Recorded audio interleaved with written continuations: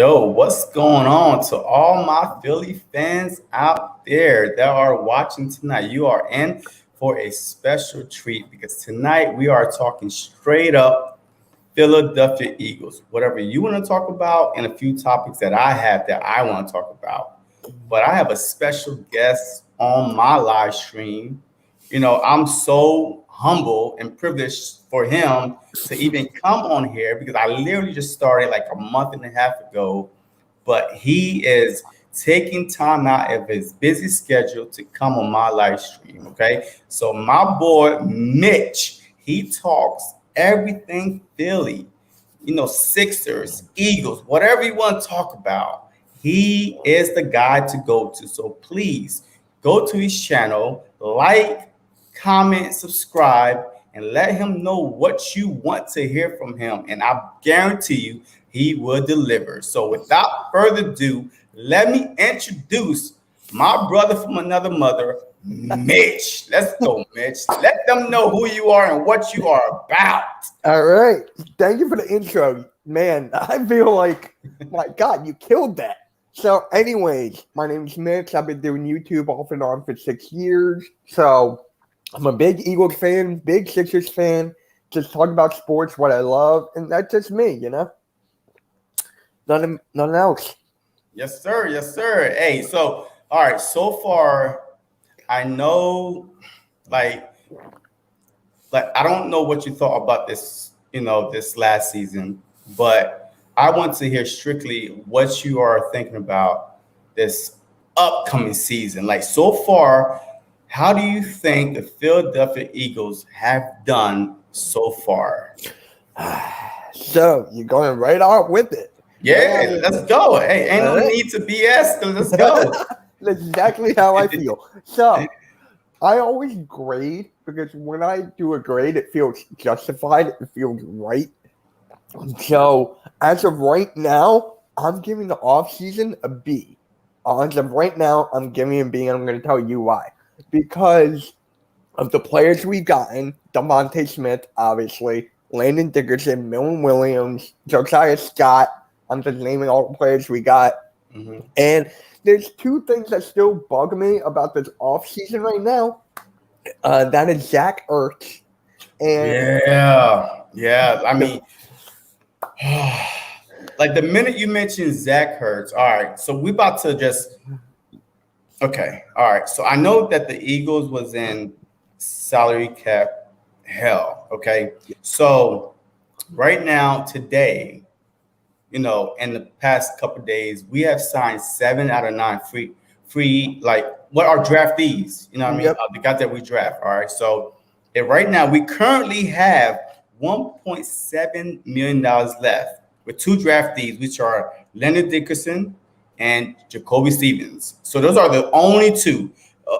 But the ones that signed already are Devontae Smith, Kenneth Gainwell, Zach McPherson, Milton Williams, Darren Jackson, Patrick Johnson, and Marlon. I'm not going to even try to pronounce his last name, Tui. So I say Tui. So I'm right there with you. So with that being said, right, we have only 2 guys left, $1.7 million. So with the Zach Ertz, if we release or trade him, we literally have $8.5 million just by releasing or trading him.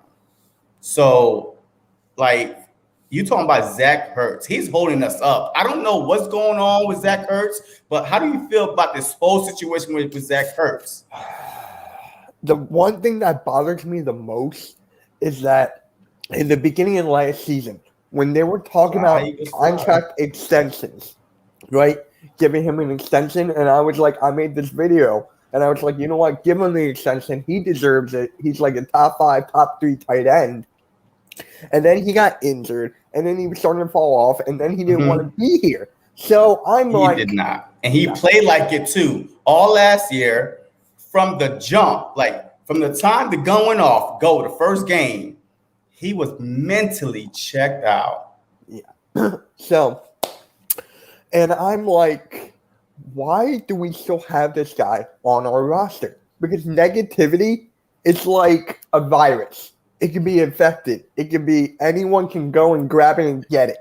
So it's like a word of mouth. So if Ertz keeps on saying like how bad the organization is, who knows? Maybe like Landon Dickerson or someone would be like, you know what? I don't want to be here. He's right.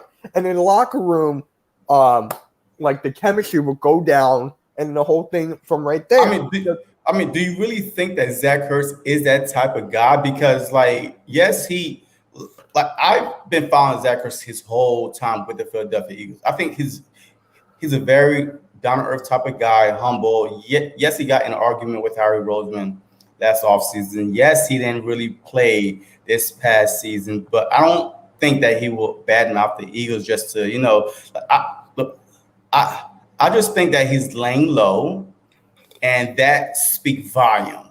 Like, not saying anything at all says everything.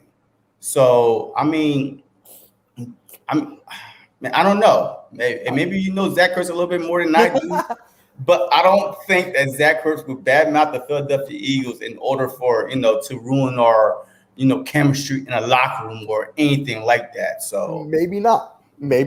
But I'm just saying anything he could say or slip out, anything that could slip out, it could hurt the team and everything. And yeah, I mean, that's true. Yeah, that's true. You know what I would want for him? I'm just going to say this right now. A package of water bottles, bag of Dorito chips, or say no. I'm telling you, I'll take anything. I would not let Zach Hurst go for no less than a 4th round pick. This guy is good.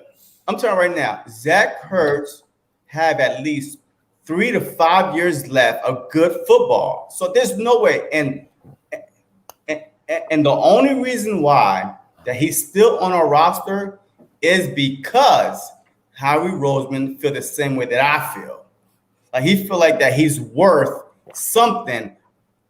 I'm not going to give him away for the water bottle that you're drinking right now. Like, I'm not going to give him away for that. Why? It's iced tea. It's iced tea. It's not water. I see, but I'm not going to give him away for that because there's no. So if you give just, I mean, yes, there was a report that the Bills, was the front runner for Zach Hurst for a 7th round pick and a 7th round player. Oh no, look, a 7th round pick and 7th round player to me is the same as zero, garbage. Exactly. So why not keep him? He's under contract. Even if he comes to training camp all angry and frustrated, so what? Sit your butt down. We got Goddard. We drafted a tight end, so it doesn't really matter to me. I mean, that's my opinion, but you got your own. You said a water bottle and some Cheetos, you would give Zach Hurst away. So I'm just going to tell you why. Because what value can we get for Ertz? Because with this attitude, you said 4th round pick. I'll take that. I'll take a 4th. I'll take whatever at this point because we're in a rebuild. We need our chemistry on lock. That's my biggest gripe, and that's what I'm afraid of. Yeah, I mean, I feel you. Yeah, Nick Sirianni, do you think he wants this on his first year? Nah. Do you think Jonathan Gannon wants this? Do you think who's the quarterback coach? I just did a video. Shoot, man. I forget his name. Travion Grimes played for him in Florida. I think it's like I think his last name is Johnson or something. Yeah. That's it. So I mean, I understand. All right. So moving on with Zach Hurst. All right, enough of Zach Hurst because people don't want to hear about Zach Hurst no more. They just want him gone or some kind of come to a final conclusion. All right. So Jensen Hicks said, "Can we get Julio Jones?"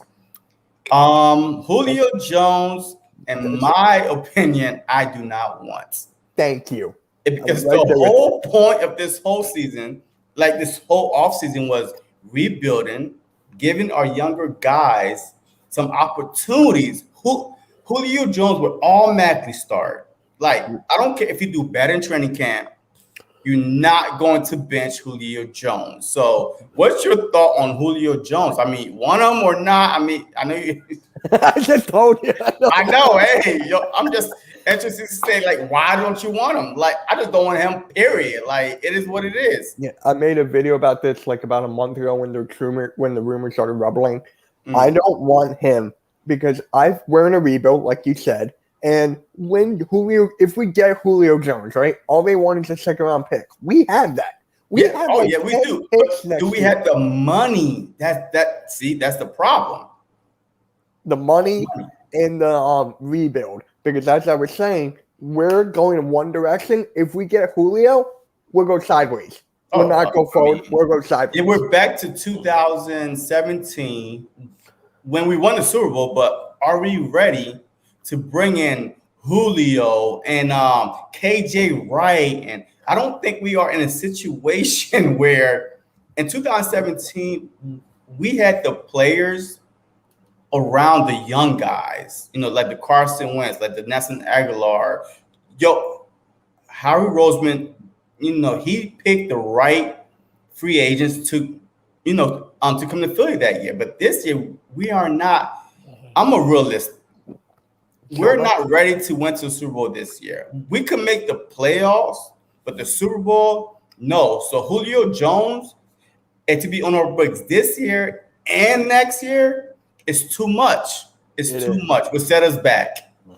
Now, let's say hypothetically speaking, if the Falcons did not say we want a second pick for Julio, second-round pick, what do you think they will want? My opinion, they will want like a Devontae Smith. They will want one of those young players. I would not do that. A first-round pick. It didn't come out publicly. I think that they will want a first-round pick and a player. So I don't know what player got. I mean, their defense sucks. So they might, maybe reach for. I don't know who we got on defense that could, help them out right now because the whole defense sucks. So it's not like defense. Don't even get me started. I mean, if we're gonna get to our defense and the teams that we played this upcoming season, but Jock talk, Hurst is shut down. Absolutely, yeah. Like he shut down the first snap of last season. Like the minute they say hike, he was done. Like, I mean, I never saw Zach Hurst literally don't extend his arm to catch a catchable pass. But I've never seen this. He's Carson Wentz's best friend on the team, and still you sabotage him because you checked out. I completely agree. Jason Hicks, or how about Steven Nelson? Steven Nelson, until we get rid of Zach Hurst, is not even on our radar because right now we currently have $1.7 million in cap space. We still have 2 players to sign that we drafted. But once we get rid of Zach Hurst, we are able. We have $8.5 million. So we could do the little, reconstruct, this contract and this contract to get a Steven Nelson. But do we really want, especially if this year is just, hey, let's just get to the playoffs or let's just win the division and not get Jalen Hurts sent packing? That's all we really want this year. That's all we really want. So if Jonathan Gannon is the guy that we think he is, and he developed DBs and safeties in our defensive coordinator now, I believe if we don't overpay for Steven Nelson, that next year we will be rewarded 3 first-round pick, and we keep Jalen Hurts because he brought us X, Y, and Z, man. I don't know, 8, 9, 10 wins.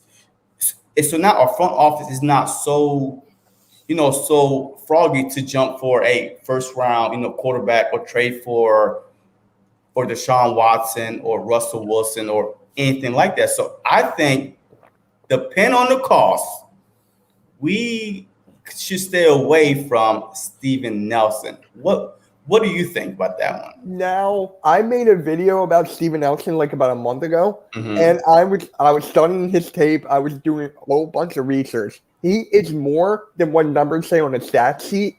But with the cost, I'm like, okay, if it's in the right price range, I'll take.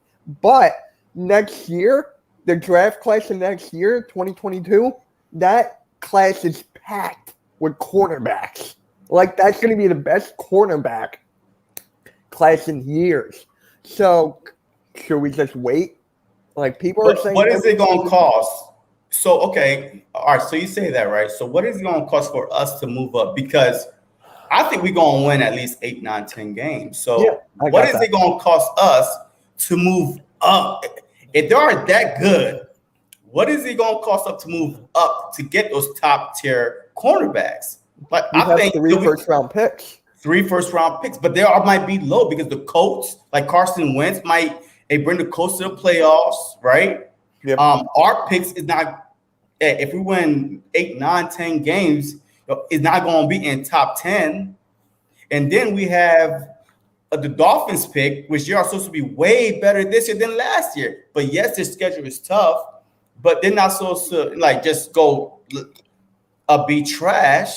So the worst case scenario, every pick we have will be 15 and up. So what draft package, what picks will we have to put together in order to move up to a top 5?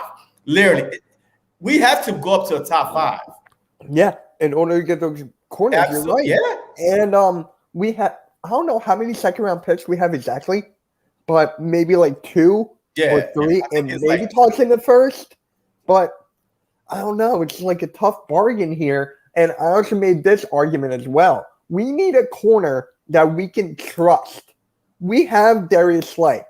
I trust him to a minimum. And for the second guy, I don't even know who our second cornerback is. I don't even know. It could be a guy from Walmart packing up groceries. Like, I don't know who he got at the second spot. Yeah, I mean, look. I am putting all my faith in Jonathan Gannon.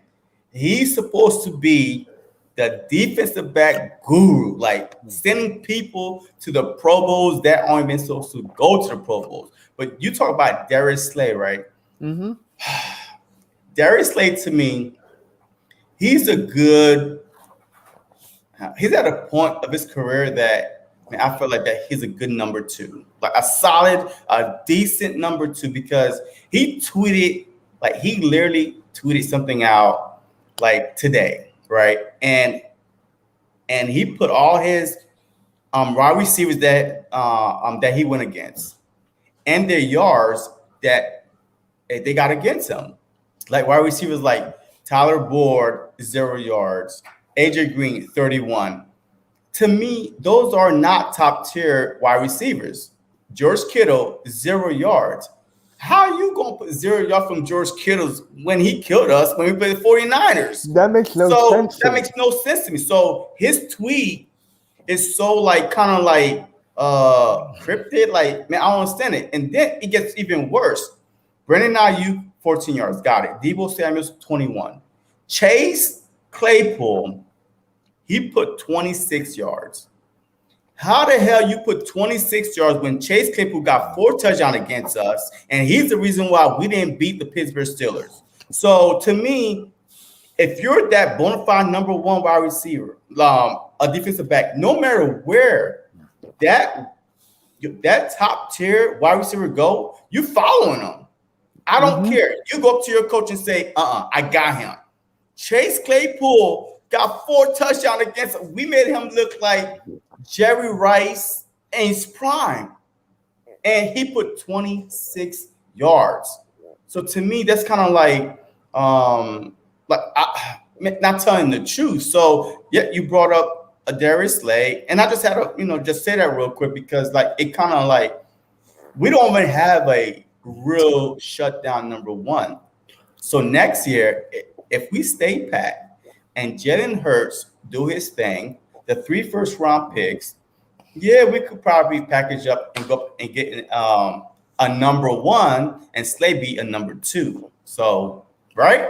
Yeah, I mean, we have the capabilities to do that, but the secondary, It's too much question marks. This whole defense is too much question marks except for the defensive line.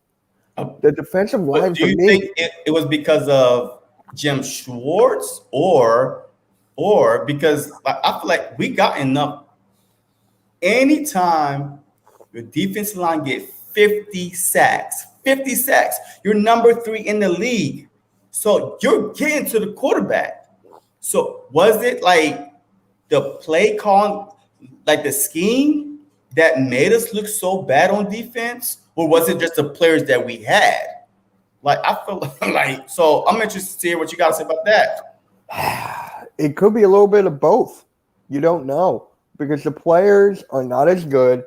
Jim Schwartz, that defense, oh my God. We could not stop anything. Like those combos, that did not work. So hopefully with Jonathan Gannon, he can reconstruct, he can take them the right direction and have a right mindset. Because you could see the players last year. They didn't want to play for this guy. They didn't want to play for I'm forgetting the defensive Jim Schwartz. They didn't want to play for Jim Schwartz. I think they didn't want to play for Carson Wentz because how many times? Yes, because they were so out there so much. Like they would hold 3 and out, 3 and out, 3 and out. We come out there and Carson Wentz interception, fumble. Like remember that. So our defense, they did pretty good in a lot of games. They were just tired. They was like, oh my God, this guy again. So I mean, I'm a defensive guy. I mean, I play DB. If my quarterback is constantly putting me on the field, I just got off 5 minutes ago, and I'm about to go back on. What kind of motivation? Like I don't care how good a defensive scheme you call. I'm tired. I just got off the field 5 minutes ago. Like I'm still trying to, recover from the hit. I got some in my head, doing a tackle. So I mean, I don't really think it was all Jim Schwartz because in 2017 we went to the Super Bowl. Hey, we was great, and we didn't lose that many players from 2017 on the defensive side. So I mean, it's not that, man. I just think that the whole Carson Wentz thing really trickled down. So, Jock Talk. I would give Hurst away for that tea. So we can honest tea, healthy. So we can have Dallas be tied in 1, and we get look. Regardless if Hurst stay or not, Dallas Goddard is number 1. He is due for extension, and this year is his prove-it year. He's gonna ball out. Can I say what I'm nervous about? Let's go. I'm nervous about I don't want the same thing that happened to him, what happened to Ertz. I'm just saying, could it be like I don't want to say a trend, but same thing could happen. I don't want him to get injured, knock on wood. I just want him to play good, play right, and get enough touches. And Nick Sirianni is a tight end guy. He is. So that makes me feel a little bit better about Dallas Goddard having a kick-ass year. Oh yeah, absolutely. I think he will be even the worst website that I hate, PFF, Pro Football Focus. I can't stand them. Don't get me started. Yeah, but they even have them top 5. So if you're a top 5 tight end, and you're gonna eat, like you're gonna be good. Like top 5. I mean, there's 32 teams in the league, so that's 32 tight ends. Yep. Like so, Kyle Pitts is at 4. Kyle Pitts is at 4. Yeah. I mean, I did my live stream with the Nest Out West, and we went through a whole how this is BS and the whole, no snap as a rookie, and you automatically above a veteran that's been there for 4 or 5 years, like 4 years. But it is what it is. But yeah, Jock, let the young guys eat. Let them eat. Like feed them. Like what are we afraid of? What are we afraid of? Like, man, I don't understand. Philadelphia Eagles are so loyal to a fault. They bring old guys in, they bring hurt guys in. It doesn't matter. Like, they're afraid to move on. And ever since I've been an Eagles fan, we've always been that way. I think Matter of fact, scratch that because we got rid of McNabb and we got rid of Dawkins. You're my favorite Eagles of all time is Brian Dawkins, and we got rid of him. Like, so, I mean, I could say, yeah, the Lord to a fault, but still, I mean, yeah, let the young guys eat. Devin, what's up? Real Mitch fan shows up. All right. Yo, subscribe to this guy, dude. All right. Do the Eagles still have Alshon Jeffries? Hell no. We let him walk. And matter of fact, I haven't heard of anybody picking his butt up. I mean, have you? My dad actually met him a couple days ago. Yeah, he did. He did. My dad did at a Mercedes car dealership. My dad was in a cubicle with this guy, and he was like, "Oh, look to the right." And my dad's like, "Who's that?" "Oh, that's Alshon. Just getting another car." I'm like, "So what's he doing now with his life?" I mean, my dad since he don't make no team. And he was like, "I don't know, man. Tennessee, maybe, but I mean, hey, he'll be good at Tennessee. You know, opposite of Brown. So I mean, he'll be good, but no, I mean, now he's gone. Like, I'm glad that he's gone because to me, he took away from the young guys of Fulgham last year because Fulgham will be balling, and then once Alshon Jeffrey came in the picture, like he disappeared, like Fulgham disappeared. So we don't even know who we have in wide receiver because Alshon Jeffries came back, Deshaun Jackson came back, like that took touches away from the young guys. So I'm glad he's gone. Like. And Jackson. I'm sorry, but I'm glad you mentioned young guys because I have something to ask you. I've been asking every Philly content creator this. Okay. What's your prediction for Devontae Smith? Yards and touchdowns.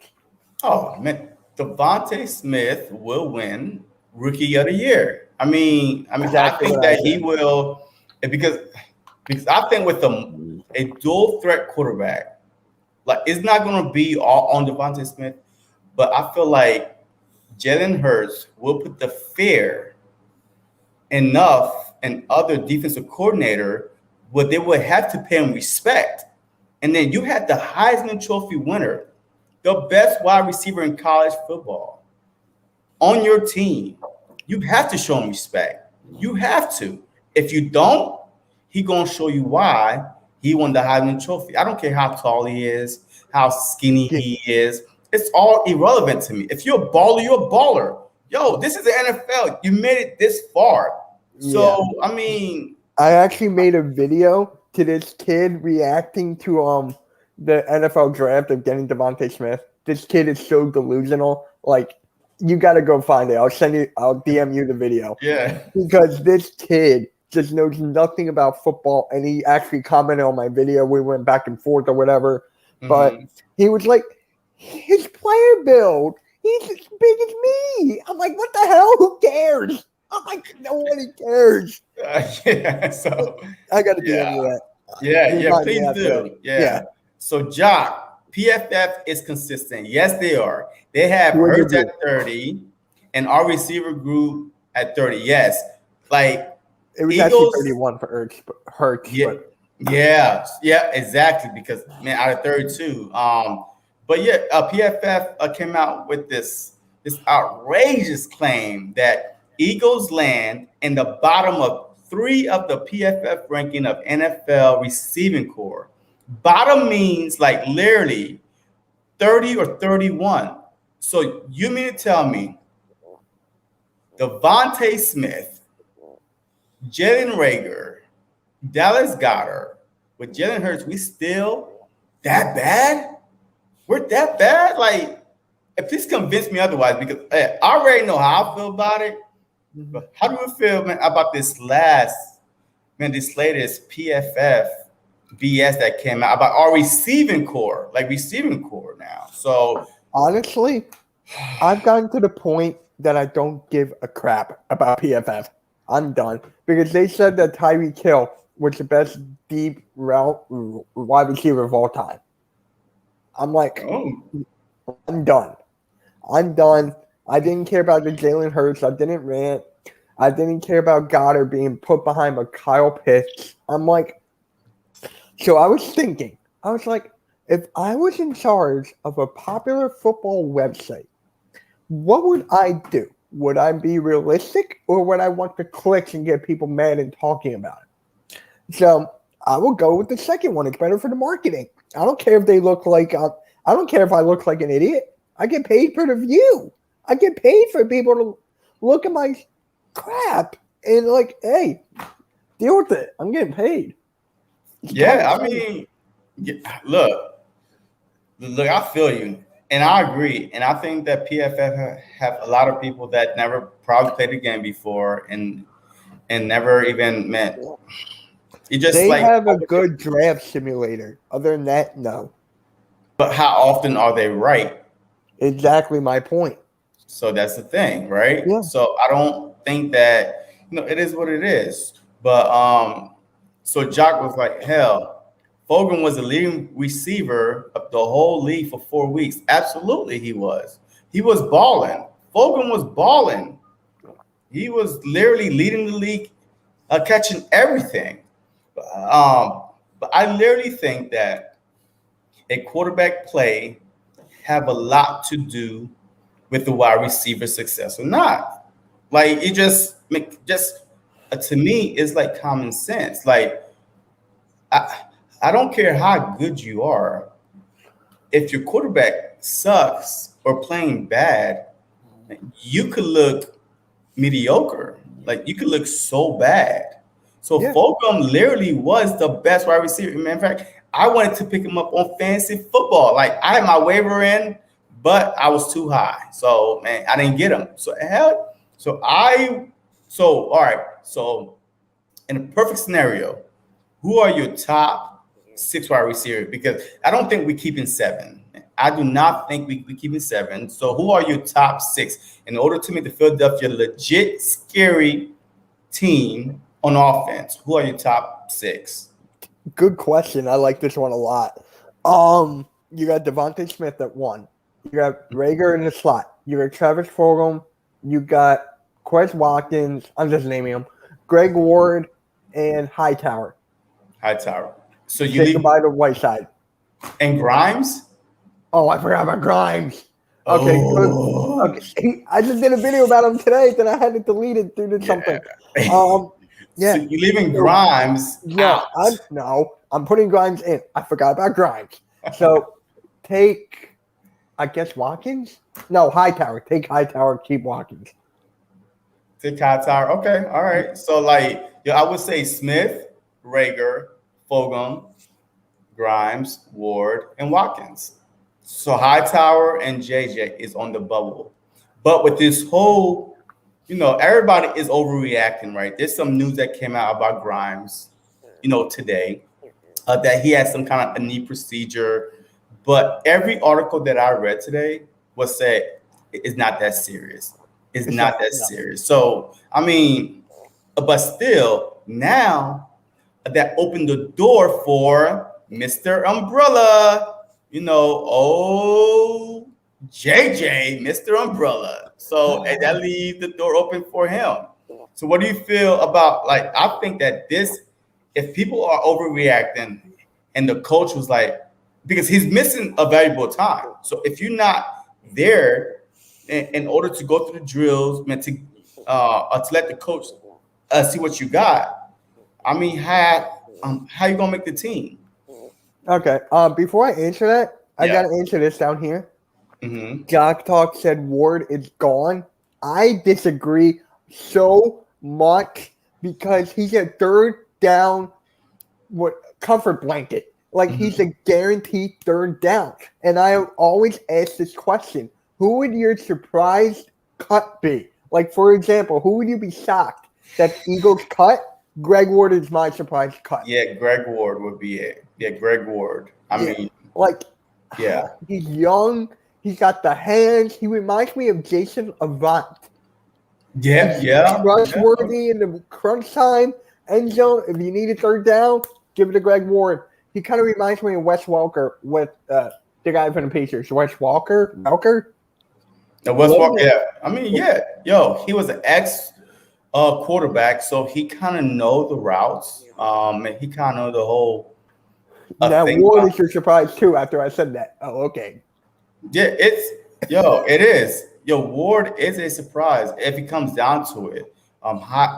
Hightower, I mean, last year I watched him play, and man, against the Ravens, he had a perfect opportunity, and he let the ball. I think it was like the 3rd and 20, and Carson Wentz just threw him a nice pass that would have scored. That would have went for a touchdown, and he just let it go through his hands. I never really seen anything from Hightower so far, so I mean, I could only just go off of what I've been seeing. But yeah, Hightower is gone and JJ is gone, but Grimes having the knee issue, I feel like kind of put him. I love Trayvon Grimes, man. Like I watched a lot of his tapes. He could be our next. Man, what's his name? The Bucks. I made a whole video about it. The Bucks. Mike Evans. The same height, the same build. Like he just needed an opportunity. That's all he needs is an opportunity. Your Jock Smith, Rager, Fogum, Quez, Hightower, and Grimes. So you even left Ward out. So you and then he said after I called him out on it. After I called him out, he changed it. Ward is my surprise too. It's common sense here. And I was on Tone to Shield stream last night. Right. I was on his. You were there. I appreciate that. Yeah. And he gave me a great one for a surprise cut. I didn't even think about this. Jordan Howard. That would be so shocking of a cut in my eyes. Why? Because why? Think about it. We got Miles Sanders. He's not getting cut. We have Kerryon Johnson. They just reconstructed his deal. Okay. So why would you reconstruct his deal if you're going to cut him? Okay. Penny Gainwell. You said he got signed, right? Did he get signed? Yeah. He got signed and got drafted by this coaching staff, and he was supposed to projected a 3rd round pick, but we got him in 5th round because he skipped last year. So he's good. Yes. My point exactly. And then we have Boston Scott. For me, it's like I think he's gone. That's the one I think. Oh, absolutely. I think that Boston Scott to me would be gone. Looks good, my guy.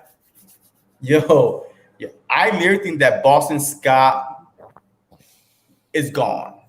I mean, because there's no way Gainwell replaced Boston Scott in my eyes. Yep. Who like why would you bring him in? Like, I mean, exactly my point.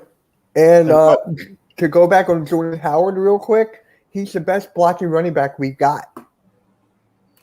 Or next to Kerryon Johnson if he's ever a blocker, but I don't see him as that. I see him someone who can pound through if need to. I can see him gain like 8 or 9 yards per carry, and who knows? But I mean, I get Miles, Kerryon, and Kenneth. Okay. Yep. And then Jordan Howard. That's 4.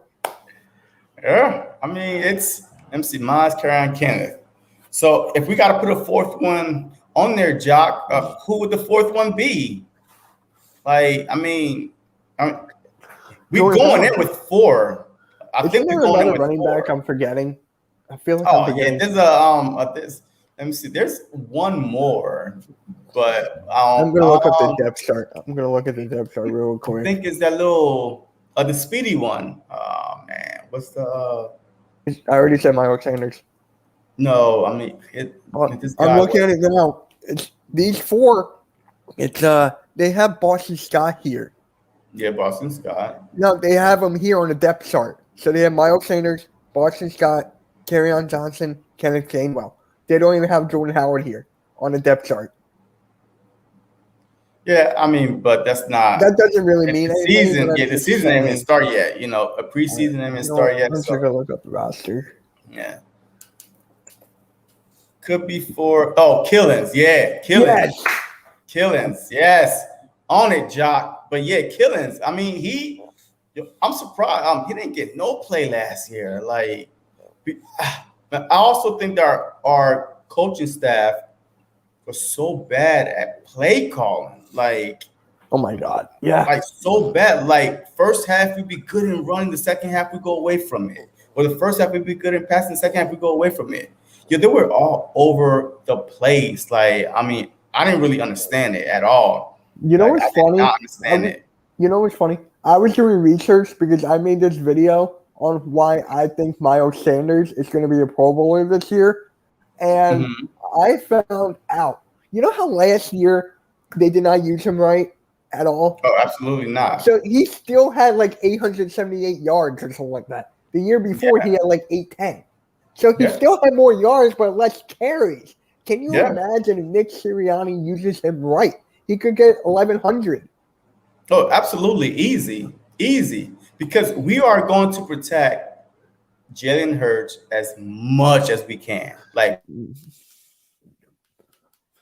I mean, let's say if he goes down, right? it's gonna Jalen be Hurts, like hypothetically, no. no, go ahead. Okay, hypothetically, if Jalen Hurts goes down, knock on wood, do you trust Joe Flacco? I do. You do? I do. Yep. His experience, he may not have the feet, but he's got the experience. He's got the Super Bowl ring, and yeah, he just knows how to play football. And he's from Jersey, so I'm just saying. What? Yeah, go Jersey. And the only reason why I don't trust Flacco is because our offense will have to change. Jalen Hurts is a mobile quarterback. Our Yeah. offense should be tailored towards him. So, so that undrafted quarterback that we picked up, I Newman, forgot his name. Yeah, Newman. Jamie So Newman. I think that he will be a better backup than Joe Flacco. Like That's Joe exactly Flacco what I've just heard. need to, yeah. So just no, Joe Flacco just needs to be there to mentor her and say, "Hey, it's gonna be okay. This is what this means, and this is what this call means." That's it. Besides that, he remind me of Josh McCown. Like, Yes. Okay. like, like he's been in the league for so long. Like he's seen it all. He's been to a Super Bowl. He won a Super Bowl. I mean, he has some big plays in the playoffs. So he sucks during the season, but in the playoffs he shows up. So if any worst case scenario, put Joe Flacco in the playoffs. Nick Foles 2.0. Put Joe Flacco in the playoffs, and we could win the Super Bowl with Joe Flacco for 4 games. But he's not a 16-game starter anymore. He's not. He's not. He's definitely not. Ryan, Miles Sanders, Kenneth Gainwell, Kerry Johnson, Zach McPherson, maybe. Adrian Killens might make this team when the Eagles running back.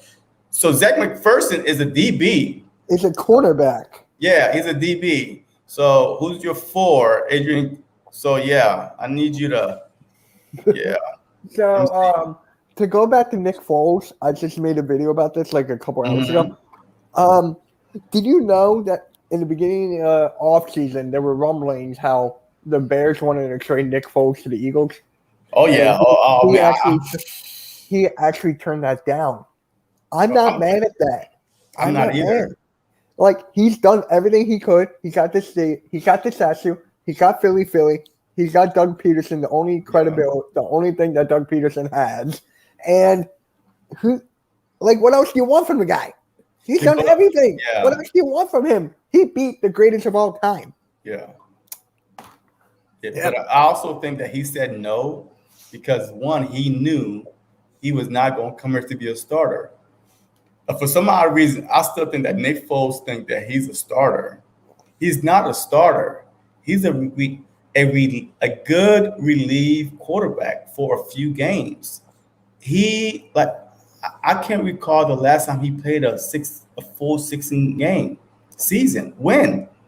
Like I don't remember. Like Chip Kelly, like 2000 and I think 10 or 13, whichever one it was. Like I can't remember.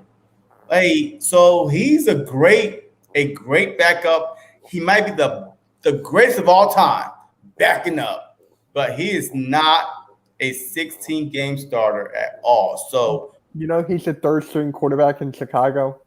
Yeah, I mean he might actually get released. Yeah, he might get released. Yeah.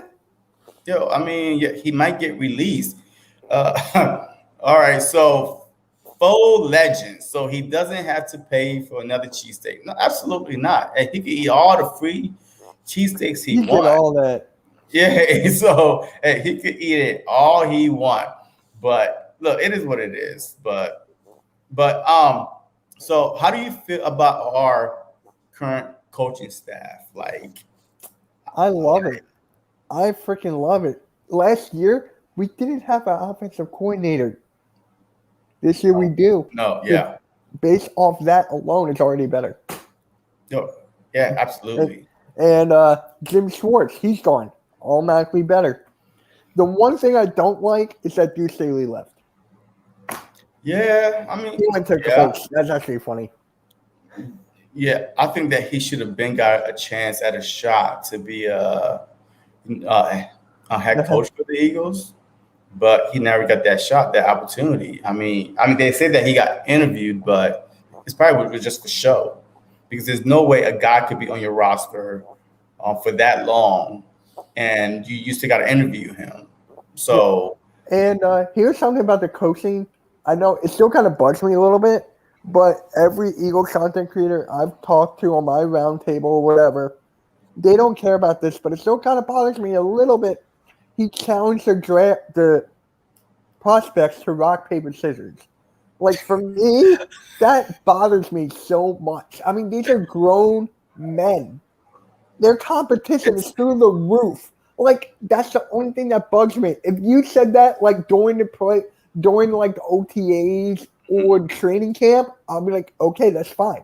But right before they get drafted, like, I like it. Yeah, I love it, because I seems like think that, everyone's look, out against me. because I feel like that's the same equivalent of you going to a job interview and they say, "Tell me about yourself."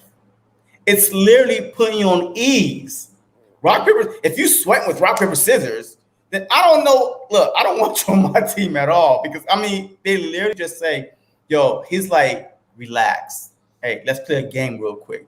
And just to get you at ease and get to know you better and stuff like that. So I mean, I don't mind it at all. I really don't. But for me, rock, paper, scissors could be something like so stupid, and they'll be like, why am I doing rock, paper, scissors? I'll walk out. If that's what's like an actual job interview, But and they're giving me rock, paper, scissors, I'm gone. Like, this is BS. okay, these guys work their whole lives for an opportunity to get drafted. I don't care if you tell me, "Hey, what? Go outside, grab me a coffee, and come back in." I'll do it. I worked my whole life to get to this point. There's no way my pride would be that high to get in the way of my dreams. So I would do it. Once you get in, it's a different story. But you have to just get in. I mean, and once you get in, hey, you can do whatever you want, but you have to get in. You have to get drafted. So yeah, I love it. I mean, chat, what do you guys think about rock, paper, scissors? For me, it's stupid, but I see why he did it. I can see why it's a stress relief. I get that, but it makes no sense. Like, these are grown men. They played in college football. Like, they played the highest football underneath the NFL. Like, some in the Rose Bowl. Some got Heisman Trophy. Of course, they're competitive. They have tape. They have tape of them showing. All right, let me ask you a question. So, would you rather play rock, paper, scissors or get asked what your mom, did in X, Y, Z, or ask some personal questions? Because that's what there's literally been a report that some head coach and GM really asked the draftees some real deep personal questions. So it's kind of like that one I might have to walk away. You know what I mean? So the rock, paper, scissors is kind of like, relax. Hey, this is funny to me. So no more effing stick defense. Look, I think our defense, with this scheme that Jonathan Gannon is going to run, that we're going to have so many picks, like interceptions and pick six. We might go back to the 2017 defense. I feel like with the Harris sign-in, with the Wilson sign-in, with the Kerrigan sign-in, we are like 2017, but our offense is an unknown. So our defense is going to be top notch. Look, I'll put them top 5. Like, yes, I said top 10, but my original prediction was top 5. Any defense that get 50 sacks, all you need is a decent secondary and a decent play calling defensive coordinator. That's all you need. 50. I'm getting to the quarterback every snap.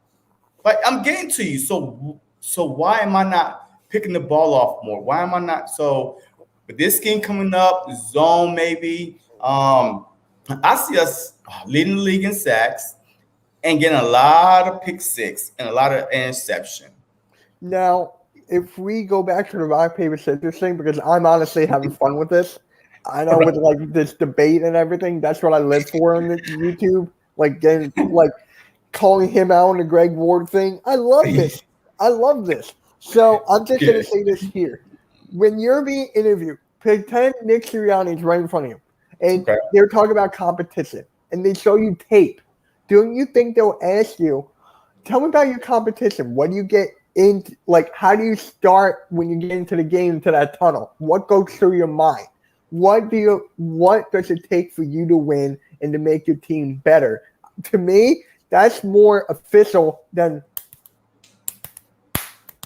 rock, paper, scissors. Was that the only thing he did? That's the only thing that was reported. But we didn't know nothing else that he asked or did. That's the only reason why they even report the rock, paper, scissors, because it was strange and funny. That's it. But they didn't report, hey, he asked him this, he asked him that. So I feel like that he literally asked him a lot more than rock, paper, scissors, but the media report what they want to report. Ask if his mom was a hooker. Yeah, you said that. I was like, wait. You like, what? I was like, or a drug addict. I can't remember which one it was. Yeah, I mean, they literally asked, this young kid, draftee, if his mom was a hooker. Like, I remember. So I whether ask me, hey, let's play rock, paper, scissors. Hey, I go get your coffee. But that deep personal questions like that, like, what is that gonna do for my draft status? Like, I mean, it's not. They just want to get you. Oh my God, I can't even speak. But they just want to get to know you better. There you go. They just want to get to know you better, see what you like as an actual person, see what you can get deeper in your thoughts, and like, okay. But what they got to do with me though? Man, that's my mom. And she did what she had to do to survive, to put food on the table or whatever it was. Like, that had nothing to do with me. I'm not a drug, addict. Okay. Like, it had nothing to do with me. So it's a hard question to answer. You know what I mean? I get that. But for me, it's like, if you want them to like get to know what they're getting for their locker room, you want to know their history. Like, if I'm getting to know like some girl I want to meet, I'm not going to ask them about their mom, but I might ask them some deeper questions just to see, okay, is this girl worth of me dating? So I can see it like that as well. Okay. They just want to see if that's actually good match. And if they mess up on the wrong thing, or if they lose at rock, paper, scissors, I'm just saying. There's plenty of other ways to go about it. And the Phillies are down, of course. So what's your prediction for our O-line? Oh, you changed your picture. I didn't even notice. For the O-line, I get yes so many times. You know how hard it's been rumors. Hey, Dillard is ready to fight. Oh my God, he is. So I don't know. I'm stuck between Mailata and Dillard. I'm stuck. Like, for me, I gotta go with the bigger guy. I gotta go with the bigger guy who's younger, quicker, and who apparently played rugby and is apparently better in my eyes. Mailata is not younger than Dillard. Oh, really? They're the same age, or no? Mailata is older. I think because Dillard got drafted the first round, and I think he's like 20. Shoot, he got drafted 2 years ago. Like, he was our first round pick. So he's like 23 or something like that. He's young. I mean, he's not that old. He didn't play last year because he got hurt in training camp, and in the year before that, him and Jason Peters, of course, Jason Peters is always taking somebody spot because of our He's done. He's loyalty. not even playing. Yeah, so I think we should play them both. One at left tackle and one at left guard. Okay. Now, let's say Landon Dickerson is healthy, ready to go. Do you see him taking Jason Kelce's spot, or do you see him joining Jason Kelce on that number on the first line? I think that he will just sit and ride it out until somebody on the offensive line get hurt. Like, man, honest suit. I think, once again, to the loyalty part, I think the Eagles are too loyal to bench Jason Kelce when he was the only offensive line last year that played the whole season. Only. So he's a veteran.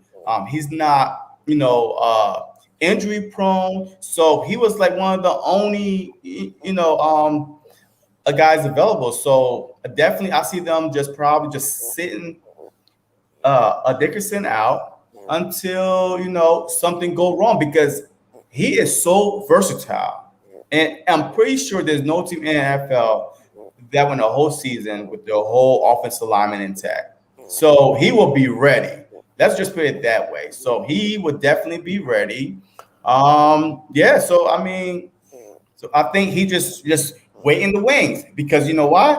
Because the following year, Kelce, hey, look, he gonna do his little I'm not coming back, or I don't know. Hey, look, I don't care if you say whatever you want. We got Dickerson waiting to take your job. So bye. So goodbye. So hey, I'm ready. Jock, offense and defense linemen will be top 5 in both. I agree. We just need to. Look. The first 6 games are brutal, in my opinion, and the only reason why I said that we could win at least 4 or 3 of them games, like 3 and 3, is because you don't know what our team is going to be. There's no tape on our coach. Like, it's like Chip Kelly. When Chip Kelly took over, he took the NFL by storm. Nobody knew, like, his offense. Yeah, I mean, who thought that he was going to bring his college offense to the NFL? Literally. So, I feel like we're going to win some games in the first 6 games that no one think that we have an opportunity to win. And I think we're going to be all right. Big play Slay. Yo, he's everywhere. Big play Slay is everywhere. Yo, I'm telling you right now, Big play Slay is the man, yo. If you're an Eagle content creator, he got your back, man. Period. Believe me, I know. Every time I'm on somebody else's channel, Big play Slay is there. Hey, I appreciate you, my brother. Thank you very much. And let's get it, And I got the schedule right here. So you said the first 6 games are tough. So I have to agree with you. We got the Falcons. Do you see that as a win or as a loss? Well, I see this as a win because their defense did not improve, and Julio will be gone. So now, and you trade Julio for Pitts. Pitts for Julio. So that's basically like, okay, that even things out on offense, but on defense, you still suck. Like, you don't know what you're going to get on defense. So then we got the Niners, then Cowboys. The Niners is a home game. So I see us beating the Niners because it's our first home game. Like, last year was COVID, so ain't nobody was in the stands. Fans are hungry to come back to the stadium. It's going to be loud. It's going to be rowdy. Like, fans in the parking lot. I might just go because I can't get no tickets because it's sold out or so expensive. So I might just go to a parking lot and just wait and just tailgate my butt off because it's going to be that popping. So I think we could win that game. We could win the Falcons game and the 49ers game. So that's 2-0 for me that I see. Then we got the Cowboys, Chiefs, Panthers. The Cowboys would be our first loss. It's at Dallas. And we're coming off an emotional win against the 49ers at home. And it's a divisional rival game. So, I feel like the Cowboys will be our first loss. And then we got the Chiefs, Panthers, Buccaneers. The Chiefs is look, Andy Reid. Where's it at? At the Chiefs, right? It's home. It's home. So we playing Dallas the week before, and then Dallas the Chiefs. is away. Chiefs are home. Carolina's away. Buccaneers home. So I got us losing against Dallas and the Chiefs, and beating and shocking the world. I'm telling you why. First of all, and beating the Tampa Bay Buccaneers. Why? What about the Carolina? Carolina's right in the middle. Yeah, we'll beat a Carolina. Okay. Like, I mean, we're not losing to Sam Darnold or whoever they pick at, whoever they play. But I think we could literally beat, the Panthers and the Chiefs, and the Bucks, because the Bucks are coming off a hard win against, a hard game against the Dolphins the week before, and they had to come to Philly on a short week on a Thursday night. We got a Thursday night too against Carolina. Well, not no, because that can't be. Carolina's Sunday, and then and then Thursday night. Yeah, and we home, so we ain't got to do a whole traveling thing. And Carolina would be an easier game for us than the Dolphins against the Bucks. And then they got a short week. And if you watch the NFL throughout the years, your teams that play on Thursdays on a short week traveling, it's either an ugly game or a no-show. So, I mean, hey, my bad. So, hey, Jock was like, Mariota is 24 and Dill is 25. Oh, all right. My bad. I thought it was going around. Yeah. No, wait. You was right. Hey, I was like, wait a minute. Your big boy play. I showed some love to everyone. I appreciate it, man. I'm checking your vid out right now, and you are acknowledging that. Hey, I've been an Eagles fan my whole life, so it's easy to talk about the Eagles, man. I could go on and on and on about the Eagles. I'm glad you mentioned that. Tomorrow's my podcast, Sports Set. I have a co-host. I have another Eagles content creator coming on. If you would like to join, you're in. But what time? 8 o'clock, Saturday night. 8 p.m. All right. I'll see what I have, but I will definitely check it out. All right. If you can't, I'm doing an Eagles roundtable in a couple weeks. And if you want to be in that, I got Tone the Shields. I got Philly Jim. So if you want to be in that, you're in. All right. That will give you more time. That's in 2 weeks. Yeah. Okay. Your big play slate. What do you think is the Eagles' floor and their ceiling? All right. Hey, I'll let you take this one first. Hey, Jock. Hey, thank you, brother. Hey, Slay, I'll keep you in mind. Thank you for joining. I'll keep you in mind for that. Hey, thank you for joining, man. Hey, I appreciate your support. So let's go back to this question. I'm trying to get other content creators that have not been on my channel yet. So he was not on my channel yet. Slay, you've been on my channel a couple times. Yep. If you want to be in it. So what do you think the Eagles' floor and ceiling? Okay. Floor and ceiling. Let's see it here. Ceiling. Playoffs. I can see them going to the playoffs for this record. Hey, don't just say the playoffs. Like what the wins are like. Because, we can go to playoffs. I was getting that. I think 9 wins, 8 or 9. That will get in the playoffs with the NFC East. Well, there's 17 games this year, though, so you can't go 8-8 no more. 9-8, 8-9, yeah.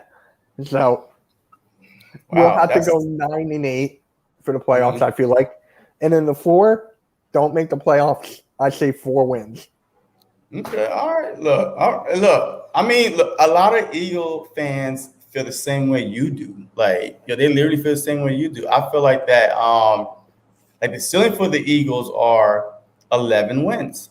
11 wins, because we are going to beat some teams we have no business beating because of the disrespect that everybody from even our own fans are disrespecting us.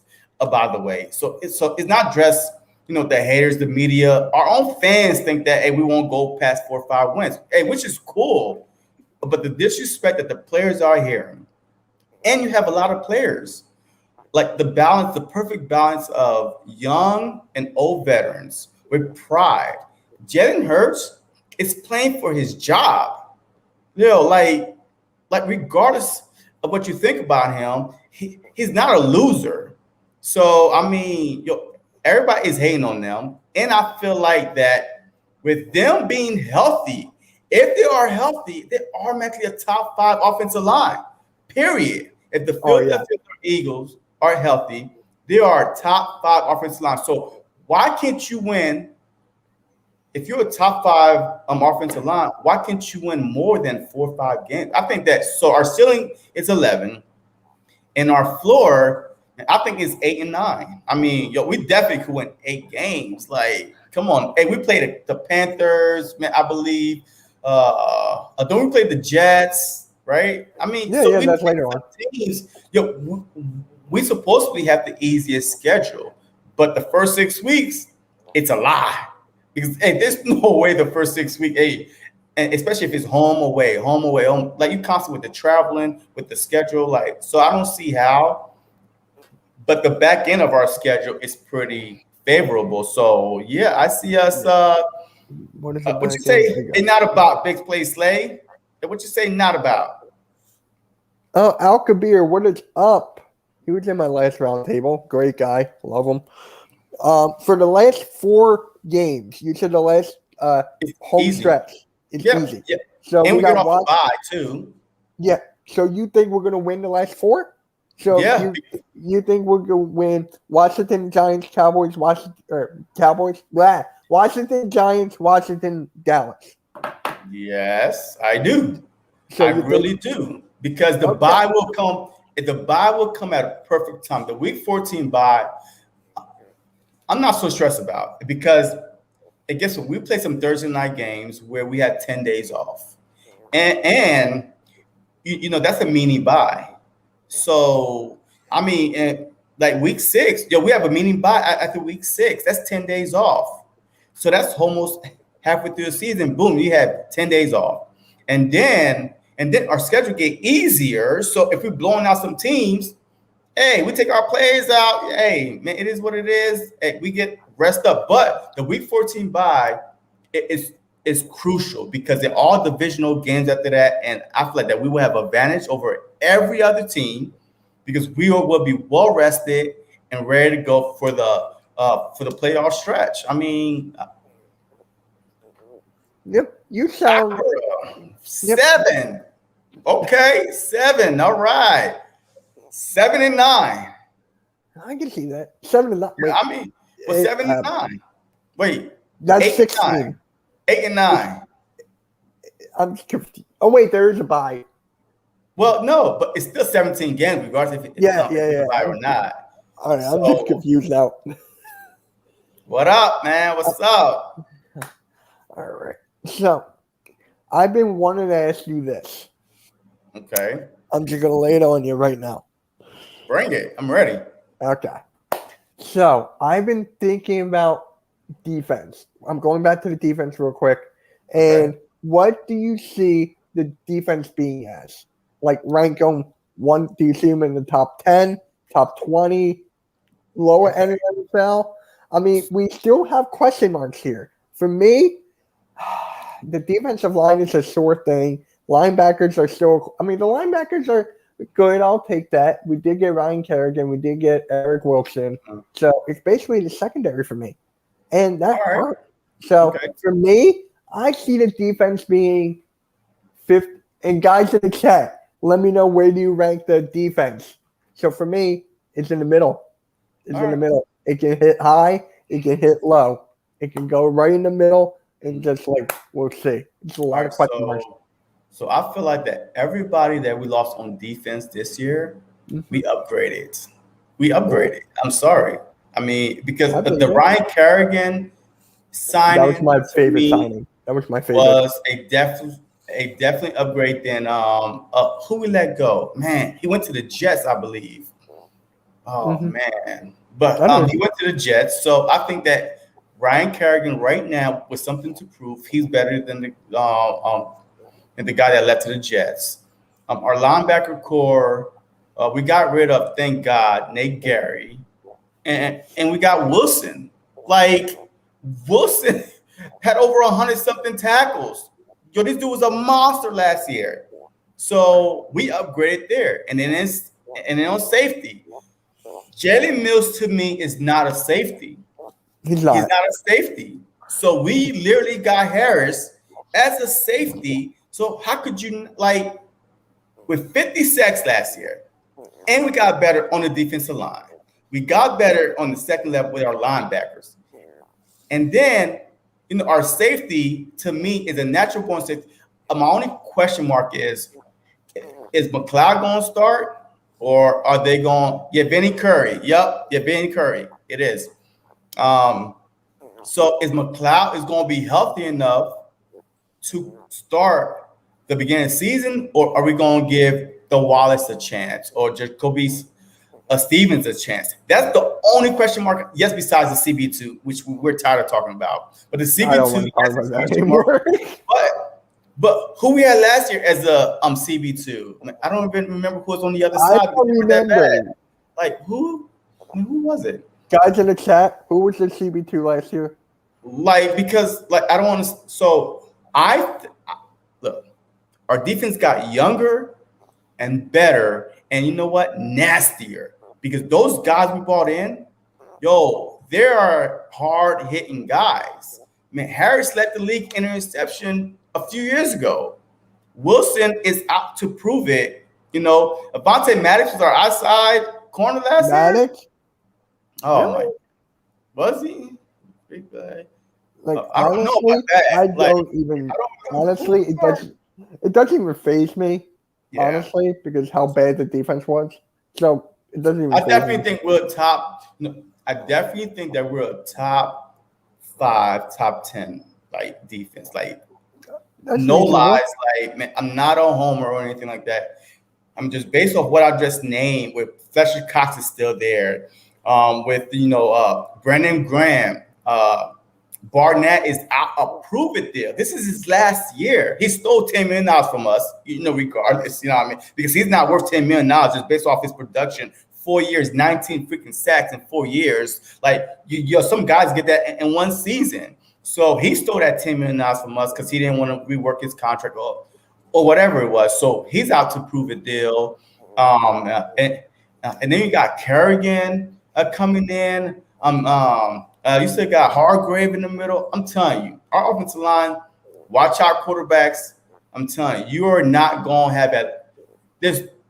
If opposite quarterbacks have more than 5 seconds to throw the ball, we should be ashamed of ourselves because we are actually going to blitz this year. Jim Schwartz don't blitz. Jim Schwartz is not a blitzing coach. So that's what we have to remember. Big play. They started Mac at 2 the entire season, and NRC was the nickel.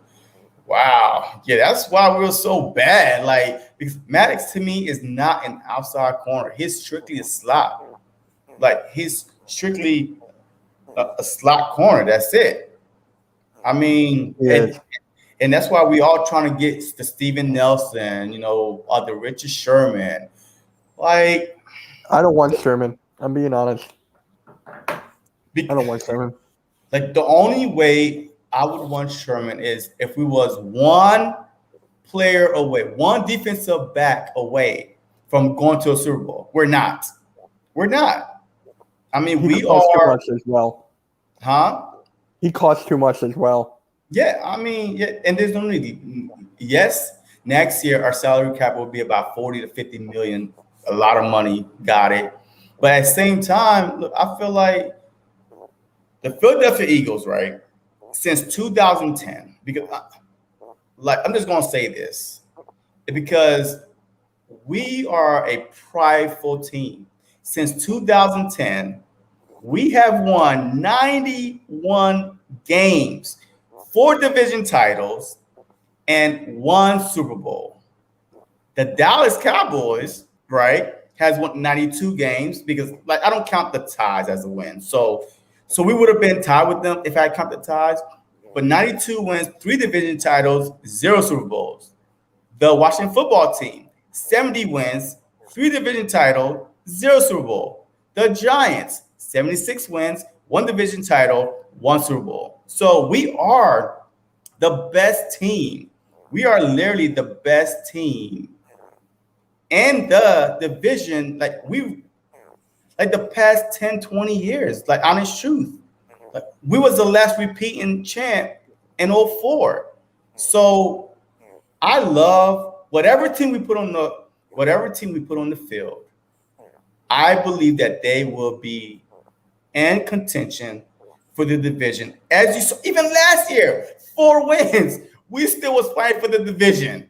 We still was fighting for the division the last 2 weeks. 4 wins. We still was in it. So I'm telling you, we're too prideful as a city, the Philadelphia Eagles as a team, to regardless who they have, they will compete. Yeah, and exactly what Ryan Kerrigan said. Let me charge my computer real quick. Hold on. Give me like 1 second. All right, you're good. So what I was saying about Ryan Kerrigan, guys, he wanted a different outlet. He wanted a different chapter in his NFL career. People were asking him, what do you think about going to Philadelphia? Are you betraying Washington? And he's like, no. The only reason I'm going to Eagles is A, for a different chapter, B is for the fans. He loves the fans. People outside of the Eagles love the fans. Like, we're the best team when it comes to fans. We're the best on it. People come to us for the fans. It's fact. Yeah, I mean, absolutely. And I agree. And that's what keeps us in contentions every year. So, yeah, I mean, look, Howie Roseman, what do you think he needs to do in order for him not to get canned next year? Like, what do you think we need to do in order to save his job, or do you even want him around? Like, do you even want him back? Like Harry Rose? I don't know if I want him back because I didn't want him here to begin with all those years ago. So I just want to end the Howie Roseman era. If we do well, like he said, like 11 wins, division title, and all that. Maybe that's a slight maybe. There's too many X's. There's too many. The Zach Ertz is a big X. Corner's a big X. So on and so forth. The drafting is the wrong thing. Like taking Justin Jefferson. I hate that name. Taking not taking Metcalf. Taking Whiteside. Like there's so many X's. So many wrongs that you can't. What is the word I'm thinking of? Like just forget about, or yeah, you can't. Thank you. You can't forget about it. So there's too many wrongs. There's still too many wrongs, despite having a great offseason, for me to be like, okay, we'll take it back next year. There's still too many wrongs. Okay. I think if the Philadelphia Eagles, right, make the playoffs or even get 10 wins and not make the playoffs for some odd reason that every other team, I think his job is safe because he drafted Jalen Hurts in the second round. For some odd reason, we became the quarterback factory, but he drafted Hurts and he did the moves in the offseason. He did just enough. Like this, our salary cap was the worst I've ever seen it. It was so bad. And he managed. Right now, we have $1.7 million left to sign 2 draft picks. And if we get rid of Hurts, $8.5 million. So we came from having one of the worst, cap space to like, hey, we are in contention right now to sign another big free agent if we get rid of Hurts. So, I mean, I feel like if this team gets to 10, 11 wins or even 9 wins, like just like just don't win 4 games, that I think he's fine. Especially with 3 first-round picks, the GMs will be lining up to come to the Philadelphia Eagles because you have an opportunity with 3 first-round picks. Like I can recall the last time a team had 3 first-round picks. The Philadelphia Eagles have a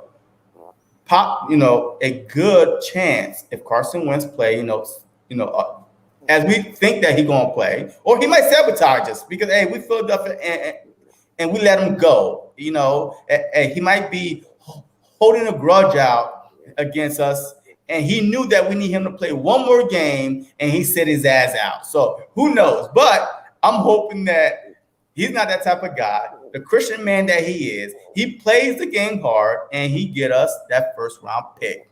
Ryan, 11-6 or maybe 10-7 win to win the divisional round of the Super.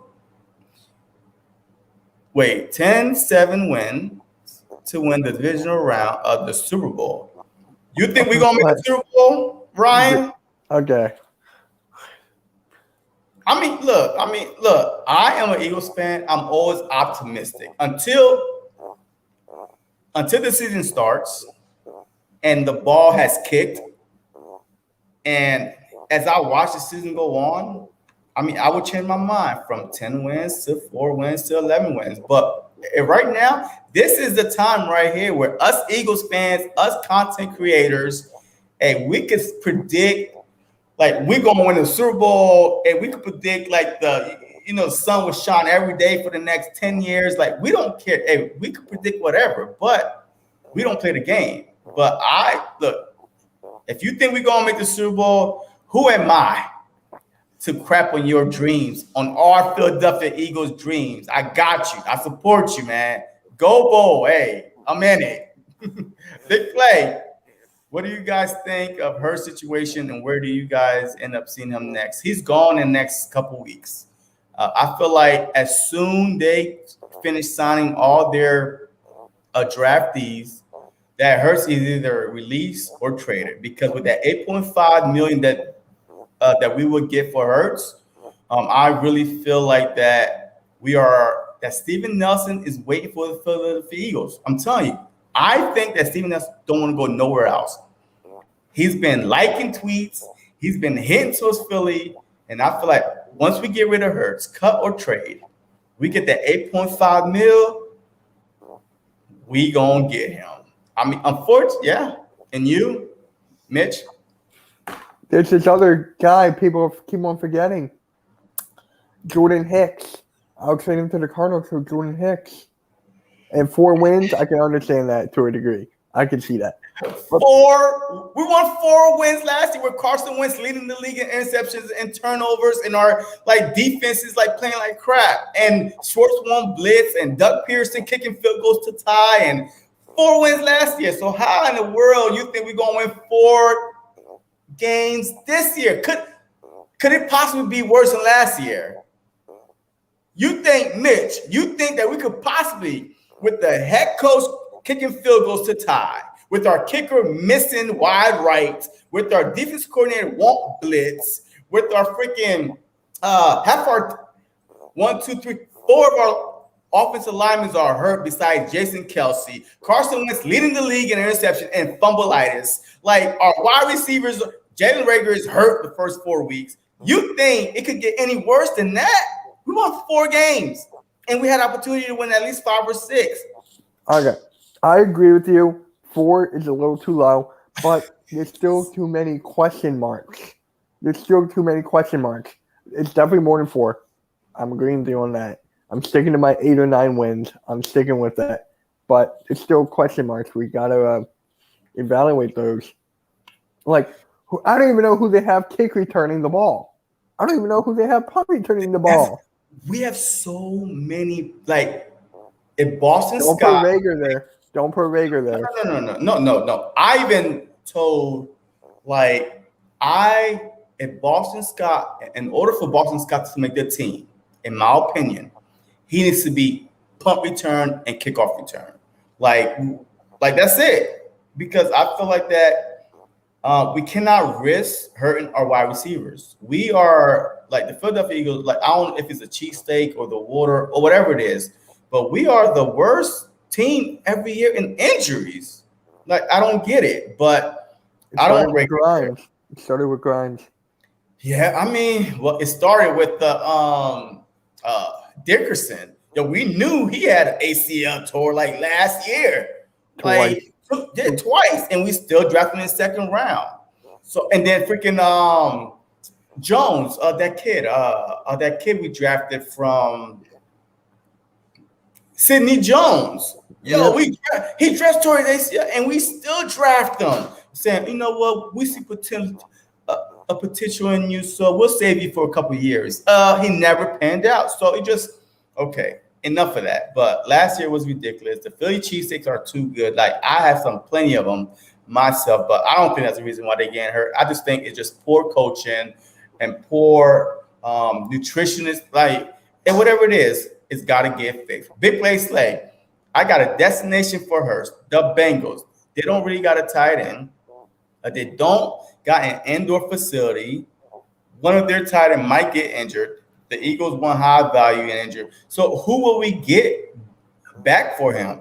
Like, if we trade him to the Bengals, who would you like to see us get back from? Because that's the issue now. No team want to trade for Hurts. That's the problem. So we might end up just cutting him, right? Oh, drink that tea. I'm already done. But I'm just saying. Damn, what was I saying? Fudge. Damn, I forgot what I was going to say. Like, nobody want to get trade for Hurts. Like, nobody want to trade for Hurts. Like, it wasn't that. Damn it. Well, it'll come back to me. But yeah, so we're like I remember it now. I remember it. Go ahead. Guys, who's ever in here, smash that like button. I just checked. We're at 10 likes already. Subscribe to this guy. He's on up and coming. I love his content. I love his knowledge. Subscribe, all right? Smash the like button. And someone actually had the audacity to hit the dislike button. I'm laughing. Look, it's probably a Giants fan or Cowgirls fan or believe me, Washington no team. Look, it is what it is. I don't know if you saw my video about the New York Knicks. I was laughing for 3 minutes straight. I got so much hate on that video. I got so much hate. It was hysterical. People were like saying the Knicks live in your head rent free. Bad choice of words, my guy. The Knicks are going to disappoint you. I mean, the Knicks are going to prove you wrong next year. I'm like, I get these messages every single day. The Knicks fans. I've been getting them ever since the season started. And now it's over. And now it's over. I made my video, and they're still clapping at me. It won't stop. And get this. I'm friends with Leon Rose's daughter. I graduated with her. So I'm like, can I trash on a team here? Like, come on. They're not that good. They're delusional. Hey, I'm a Nets fan, so hey, it is what it is. Hey, I'm a Nets fan, so Oh, really? Yes, I'm a Brooklyn Nets fan. I'm from Jersey. Look, there are New Jersey Nets, man. There will always be New Jersey Nets, man. I'm from South Jersey, so I mean, and then I moved to Brooklyn, but hey, but big play Slay. We're gonna get a player in a high value pick, especially if one of their tight ends get injured and increase the value. Only if we keep him through training camp and through the trade deadline during the season, because if we get rid of him before, we ain't getting nothing for him. And I agree. I said the exact same thing. I don't care how disgruntled Zach Hurts is, I will keep him. You're signed for this year, and a team might get desperate, and injuries happen every year to every position. So now I am going to keep you until I get my 4th round pick. Mitch just won, hey, have a tea, and give me a tea for him and a couple of packs of donuts. But no, V-Bucks. I need V-Bucks. Here. He's our franchise leading tight end, Super Bowl catching, winning tight end. Without Hurts, we don't win a Super Bowl. So, I mean, that year, he set the franchise record. Business is business. They're going to, I don't care. You can't get rid of him for free. You give him iced tea. Exactly. No I need a refill. Exactly. I need a freaking refill. It hurts. It hurts me to say that. But I'm like, hey, the chemistry, the negativity needs to go. The negativity needs to go. It has bad vibes. Negativity has bad vibes as soon as you walk right through the door and it can hit you. So I don't want that. I love Ertz. I love him. He's a great Super Bowl guy. He helped us. Now it's time to move on. People are saying that you should have traded him last year at the highest peak, so we could have got a higher value. I said that. I said in the beginning that okay, we can sign him to an extension. Prove them wrong, Ertz. And what do? He got injured, not his fault. Then he didn't want to play. Yeah, I'm telling you, I feel like it'll be the Kawhi Leonard. Remember Kawhi on the Spurs? Mm-hmm. Yeah, I think it'll be like that. He set out the whole season with the hurt knee. He wasn't hurt. Come on. But he was hurt. Oh my God. He wasn't hurt. Hey, he was hurt, man. Excuse. Oh my God. He was using it as an excuse. Yeah, absolutely. Look, I agree with you. What happened? He came to Toronto and won a freaking title. Yeah. He wasn't hurt. I feel like that we have enough veteran presence to keep him in check. Exactly. But I don't think that he's going to be a problem in the in the locker room at all. With Cox there, with Graham there, with Slay there, I mean, there's no way he's going to be a problem. So I feel like that. Hey, he's going to come. He's going to be quiet. He's not going to play as hard, but I feel like we should keep him. We should really keep Zach Ertz until we get what we want from him. Because what's the difference of giving away for a pack of bubble gum and let him walk away next year? I mean, there's no difference, right? I mean, like to me, the value of bubble gum and down. The value is already down. The team is asking for a 7th round pick. There's no 8th round. There's no 9th round or 10th round. There's only 7th round in an NFL draft. And then that's not even the worst part. The worst part is it's reported that they're trying to give you a 7th round tight end. So 7-7, like that's horrible. So I think that we should just keep them. It is what it is. I just tweeted out thoughts on Zach Ertz situation. Should we keep him, cut him, or trade? Let's see what they have to say. I'm just curious. My gut feeling is that we cut him. Yep. I don't want that to happen, but I don't want it to happen. I need another iced tea. Come on, man. I need another iced tea. But I don't want that to happen. But I feel like that we're going only because we want to get Steven Nelson and we need that money. That's it. That's the logical thing. That's the only thing that makes sense. That's it. And there's actually another cornerback that my good friend Tyler, if he's my co-host on my podcast, Sports Chat, he made a video about another corner that's under the radar, and that name is Brian Poole from the New York Jets. The Jets? Now, yeah. But is he older, though? I think he's older, though, right? How old is he young? I think he's young. I'm looking it up right now. Okay. But he was doing great for the Jets team. Stunk. And my good friend's a Jets fan. I'll call him in a little bit and be like, yo, what are your thoughts on Brian Poole? Yeah, I mean, look. Corner age. He's only 28. Okay. Steven Nelson. Well, he's the same age as Steven Nelson.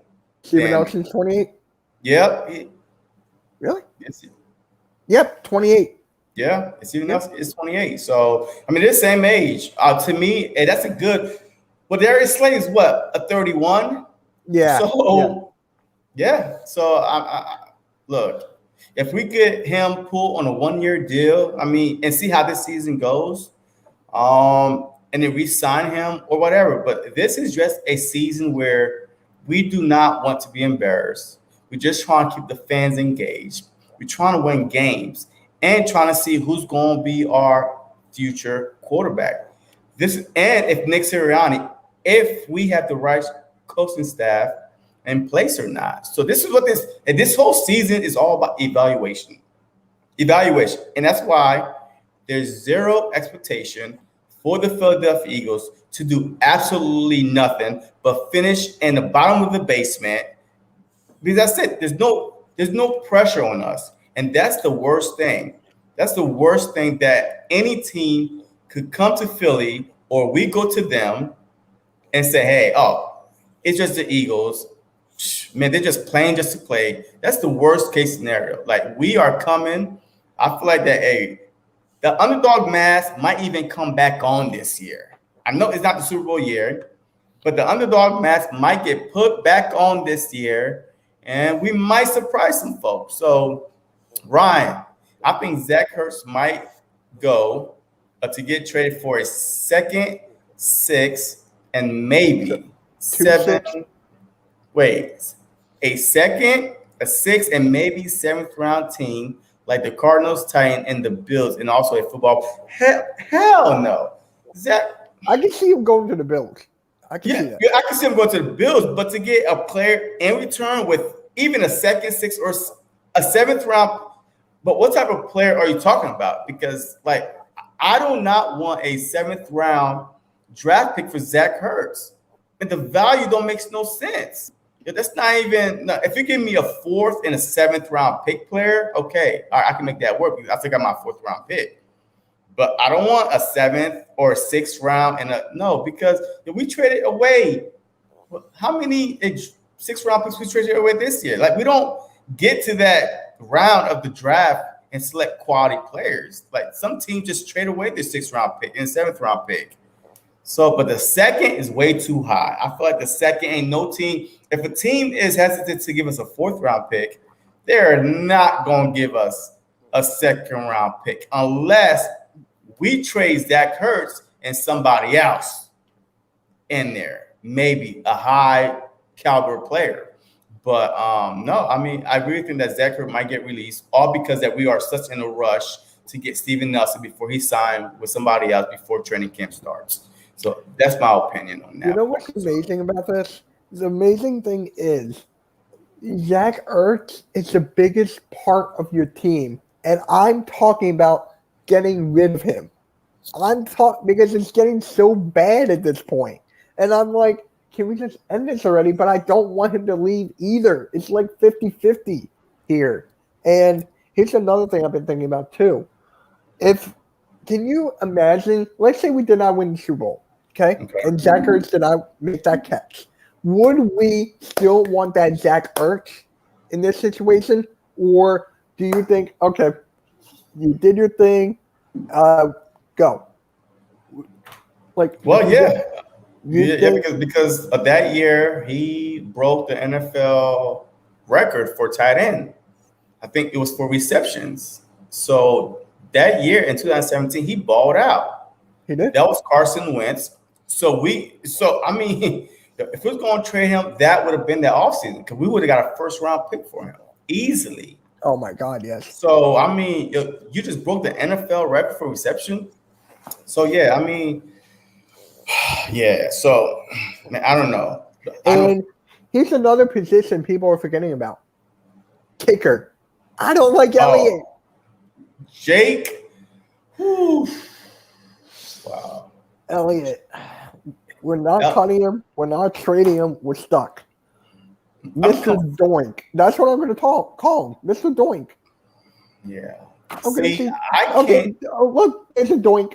Oh, there's a Doink. Like, I think last year, I can't judge no player off last year because every player was so bad. Like, even like the kicking was so bad. I mean, like, it's like a rotten apple. It trickles down sometimes, like the play calling, the deep. So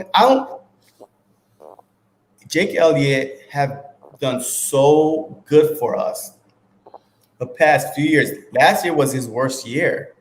So I say, hey, just going into training camp with Jake Elliott and have a competition.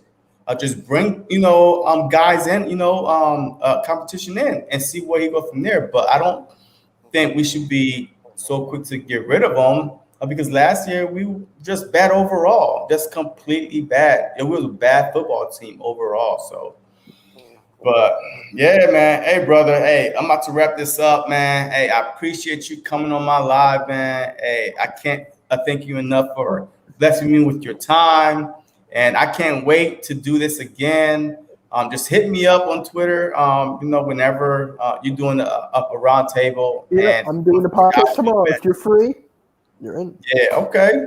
All right. Hey, I appreciate all you watching out there. Thank you very much. Thank you for the support. Please like, comment, and subscribe to both of our channels, JC Eagle and Mitch. My boy Mitch from another mother. Hey, subscribe to his channel, and we will do this again soon. Until next time, go Birds.